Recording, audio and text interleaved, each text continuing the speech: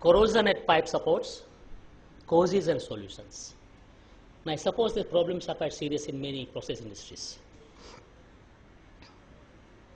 Pipelines are vital arteries for energy flow. The value of the hydrocarbons flowing through them are significant in terms of national economies.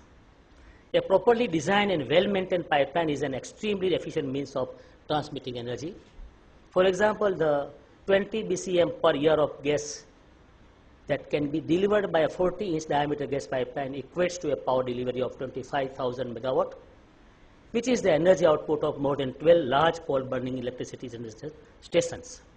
Unlike the electricity plant with its hundreds of thousands of visible power lines and pylons, the pipeline transmits energy with little or no impact on the landscape. That is what we have still today we have known about the pipeline, how good they are. We have always appreciated the pipelines are the next to none. From the moment a pipeline is commissioned, it begins to deteriorate. However good the CP system, however complete the internal and external coatings, or whatever the product corrosion initially takes hold, and the integrity of the pipe wall is compromised. The first in-line inspection tools were developed to locate corrosion and assess its severity. The lineage of leakage tools dates back to the late 1960s, when pipeline operators in North America and the UK were looking for ways to improve the safety and efficiency of their systems. There are certain specific corrosion problems being faced by the pipelines. General corrosion, corrosion with the dimensions of length and width extending to 3 times the wall thickness or greater. Spiral corrosion occurring in a spiral orientation around the pipe, usually due to tenting of tape coatings at the spiral weld or water ingress under the spiral wrap of a tape coating. NAEC, narrow axial external corrosion along the seam weld due to tenting of tape coatings at the weld bed. Grind marks, grinding out of minor surface defects, usually during the pipe manufacturing process. Girth weld corrosion, corrosion at or adjacent to the girth weld bed, often due to problems with the field coating over the girth weld. Girth weld lack of penetration, inadequate energy input at the girth weld resulting in an incomplete weld. General wall thinning can be due to slab corrosion or erosion effects.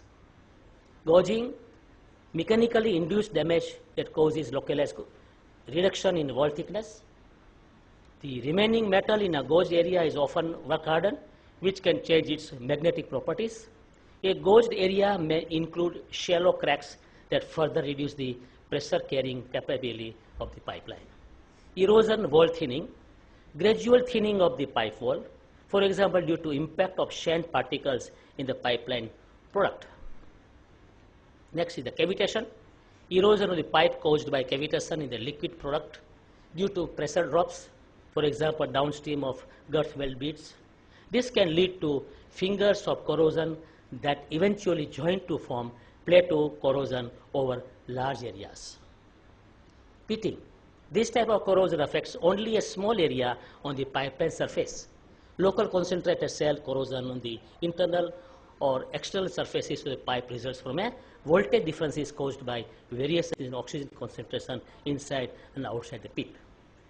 The oxygen-starved pit acts as the anode and the pipe surface acts as the cathode.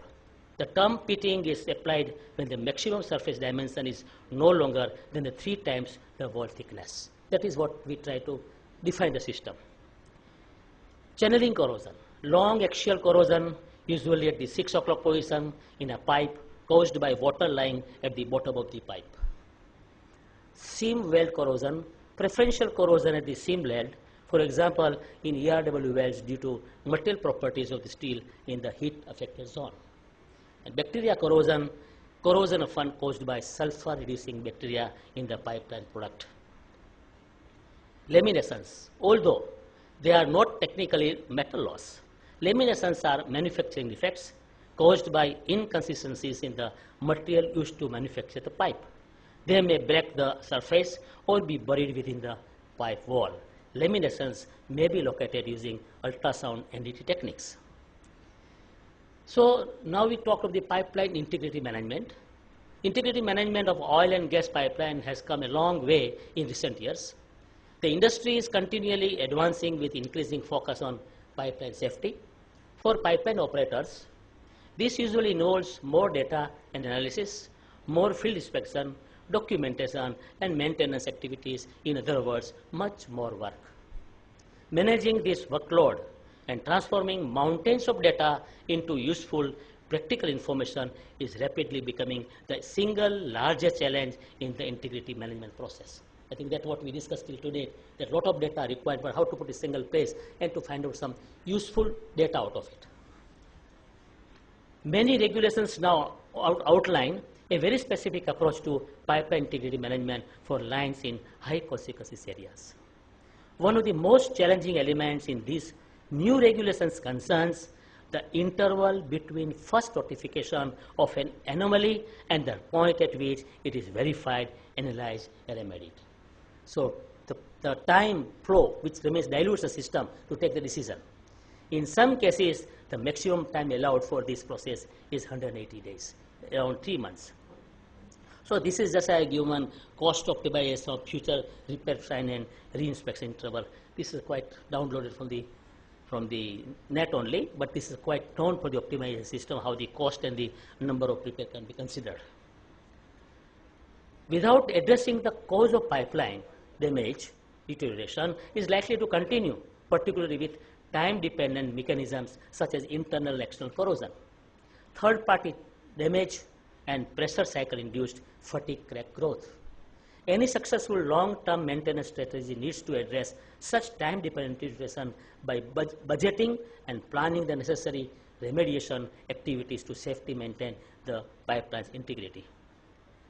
Corrosion at pipe supports is one of the leading causes of topside process piping failure. We will discuss the various corrosion mechanisms that occur at pipe supports if they are not adequately protected. There is no doubt that statistically, corrosion at pipe supports is the most common cause of external piping corrosion failure which are above ground. Pipe supports are used to support hanging pipes. The most common types of supports and clamps include bent clamp, beam clamp, pipe support, riser clamps, sway braces. Pipe supports are devices like straps, clamps, etc. They are used to hold piping in place. Hanger support pipes from above, while springing supports can be used either above or below. Riser clamps support the weight of vertical pipes, while roller supports permit the pipe to move axially. Special types of pipe support system include flange supports, saddle supports, and cradle supports pipe fittings. A beam clamp is a device to attach a pipe hanger to an overhead I-beam. Riser clamps are used for support and steadying of steel pipe risers, either insulated or bare cast iron pipe or conduit. Insulated pipe supports are required for piping in cold services. These supports are load bearing and therefore require a high density insulation with a higher compressive strength than the standard pipeline insulation. So there are hundreds of different kinds of pipe hangers, and they all have specific uses which can make remembering their names a little challenging. We can see some images of the most commonly used pipe types on pipe supports, like adjustable beam clamp, adjustable pipe saddle support, beam clamp. We are all quite knowledgeable with type of supports, but this is to give the name and to know it quite closely. Extension split pipe clamp, flat top clevis hanger, marine hanger, pipe roll with sockets, pipe saddle support with U-bolt, standard pipe clamp, straight J hook. So pipe is rested on or secured to a support member, usually of a standard structural shape. That means I-beam, wide flange beam, angle channels, etc. The pipe may be secured to this member with a stabilizing U-bolt, like typical I-beam pipe support that is quite known to us, like this. Pipe is clamped between two rolled plates. One of these plates as a structural element welded to it with attaches the pipe to the support structure. Left hand side is a typical half saddle pipe clamp and right hand side the full saddle clamp. You know now how much the general corrosion has also created the problem. Saddle clamp corrosion. This type of support involves welding a part to the pipe and then it is usually free to move at the interface to the support. There are a number of variations in this theme. This is a common approach for insulated piping systems. Not surprisingly, it is the beam supports and the saddle clamps that have historically caused the majority of the problems. They have the following understandable features in common. First is a crevice forming. This is the root of the problem, the formation of a crevice at the pipe surface. And second is the water trapping. These support types all allow water to be trapped and held in contact with the pipe surface. Poor inspectability and maintainability. These support types make it virtually impossible to paint or otherwise maintain some areas of the pipe at the support. Visual inspection is often difficult, and until fairly recently, it was also very difficult to inspect these areas with NDT methods. Galvanic couple forming. Some of these support types may develop bimetallic contact. Even though both the pipe and supports are steel, the metallurgical differences can still provide a small potential difference to drive a corrosion cell. It is a common misconception that metal to metal contact coupled with water entrapment is the major cause of corrosion at these points. This is not the case. The sequence of event is as follows. How it happens? Water is trapped. The very nature of the supports allows water to be held in contact with the painted pipe surface as well as the paint on the support element. Even if the paint on the pipe and support beam are perfect, the paint system is designed for atmospheric exposure and not immersion service. This is a quite wide difference one has to understand. Even the paint specialists, they do forget while suggesting and recommending the paint at the clamp as well as the paint surface, because wherever the crevices are there, pool of water speaks about as if the paint has been asked to remain in the immersed condition, which is not designed for. The longer the paint surface is continuously exposed to the water, the more it softens. As the pipe softens, it is inevitable that the steel substrate will be directly exposed to the water. So the small area of steel now exposed to oxygenated water, often with high chlorides, starts to corrode. So corrosion undercuts paint film. The initial corrosion soon undercuts and spreads. Soon the whole support area is bare steel. From this, crevice corrosion starts. From this point on, the crevice corrosion driven by differential aeration takes over from the general corrosion mechanism that initiated the corrosion. As corrosion products build, they further restrict corrosion diffusion and the oxygen concentration gradient gets steeper. Pitting now becomes the main problem with corrosion rates acceleration by an order of magnitude. If the inspection program is not set up to detect this mostly concealed wall loss, the pipe will fail. Like this, progressive paint undercut away from initial sites, and advanced crevice corrosion is like this. I think if you call back in your mind, you might have seen such type of failure. And these are the root cause is the design of the pipe support. We are long been aware of the problem, but have failed to appreciate the true causes. This is evidenced by some of the solutions that have been implemented to stop the problem, which have actually accelerated the problem. Rubber pads and liners, fiberglass pads, welded supports, and material selection. Some operators still use rubber pads of varying types to solve the problem, despite industry knowledge that they are in fact counterproductive. In fact, rubber pads under pipes do a wonderful job of reducing the life of the pipe. The crevice that was formed without the rubber pad is mild in comparison to the new crevice, which now has the ability to actually suck water in by capillary action. It provides that particular forum. Not only does the pad invite water in, It is better at holding it trapped against the pipe surface, since air circulation and natural evaporation is eliminated. The situation is further worsened by the length of the crevice, which allows an oxygen concentration gradient to go from full natural concentration to anaerobic in a few centimeters. Like this. This is a rubber pad accelerates crevice corrosion. This design facilitates water entrapment, coating breakdown, and accelerated corrosion. So, second is the contoured fiberglass pads attached to the pipe at support points, though obviously another attempt to eliminate metal-to-metal contact. This is better than the rubber pad, but still allows a crevice to be formed at the pipe surface. Like this, fiberglass contoured pads still risk crevice corrosion failure. You can see that red marks which are there which has formed. So it also leads to that crevice corrosion. The welded support is a viable solution. However, it adds significant cost to a typical project, both in terms of construction and inspection. In some situations, it would be undesirable to make so many external longitudinal welds to a pressured piping system. There have been some other solutions adopted, none of which really address the major cause of the problem, that is water entrapment. Causative factor is water entrapment. How to go away from that? That is the main idea for any corrosionist to think into. For example, weld supports. Here is a weld support.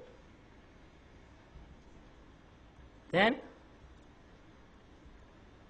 the major cause of the problem, water entrapment. How it looks? Look, I am showing this water entrapment over here. Here it leads to the water entrapment in the system.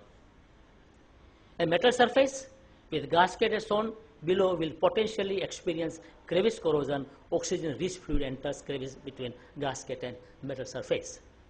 So normal corrosion, that means general oxidation corrosion, will occur through the metal surface outside and inside the crevice. As oxygen in trapped fluid consumes oxygen, environment within crevice is deoxygenated, that means low in oxygen level, increases the potential differences between crevice environment and oxygen-rich environment. So this is just, I have tried to show you the crevice corrosion mechanism. I will not go in detail. I think this is quite known thing to you. This is the crevice corrosion mechanism I try to show. So the Fe plus ions form potentially hydrolyzed water, H2O, in tapped fluid and produce positive ion and corrosion product. The corrosion product will further block the movement of the trapped fluid and increases the corrosion potential. The H plus will further increase the acidity of the trapped fluid, and this severely increases corrosivity of trapped fluid. So pH goes acidic all the time through. Production of ion positive will also attract the negative ions, that is chloride, sulfates, etc. Outside crevice travel into the trapped fluid in crevice. Accumulation of these negative ions will potentially result chloride and sulfate associated corrosion, such as chloride stress corrosion cracking, CSCC cracking. Like this, which I try to show you. These are quite known images. There are several preventive measures to minimize crevice corrosion. We are coming now to the conclusion. Avoid minimize crevices during design stage. That is, keep junction points as wide open as possible. Avoid or minimize crevices during fabrication, that is smooth weld. Avoid or minimize solution get into crevices, that is greasing, bolt and nut, which are the headache for any fabrication level of the paint people. Use high resistance material, that means high PRE material. Avoid or minimize crevices during operation. Scale settled on metal surface will form crevice and trap fluid. Routine cleaning to remove scale is one of the effective way of minimizing crevices. Avoid minimize objects, that is plastic bag put on metal surface and external coating. Now these are three words that are quite interesting to us. The corrosion that we are looking for is crevice corrosion as opposed to general corrosion. This corrosion is then graded in three levels: light, moderate and heavy. Definitions used to define these are as follows. CCL, that means light crevice corrosion, that means corrosion products visible but not evidence of layered scaling. CCM, moderate crevice corrosion. A single layer of corrosion scale is visible at the edge of the crevice, and the CCH is heavy crevice corrosion. Copious corrosion product leaching and visible multi-layer corrosion scale is visible. It normally shows a wall loss at the deepest peak of more than 40%. So just such images are there, corrosion products visible but not evidence as a CCL. A single layer of corrosion of scale is visible at the edge of the crevice, and last is copious corrosion product leaching and multi-layer corrosion scale is visible as CCM. Clearly, the solution must address the root causes of the problem and should have certain features that make application practical. What are they? This is my experience, that's why I am just trying to share you. It was 4 or 5 companies which I shared this my experience with them, and they could live away from this problem. The important features of one successful solution is that it is in widespread use throughout the offshore and onshore community are as follows. The crevices at the pipe surfaces and the ability to trap and hold water in contact with the pipe surface must be eliminated. And second, as a secondary concern, metal-to-metal contact should be eliminated if possible. The solution should allow easy maintenance and inspection of the pipe at the support point.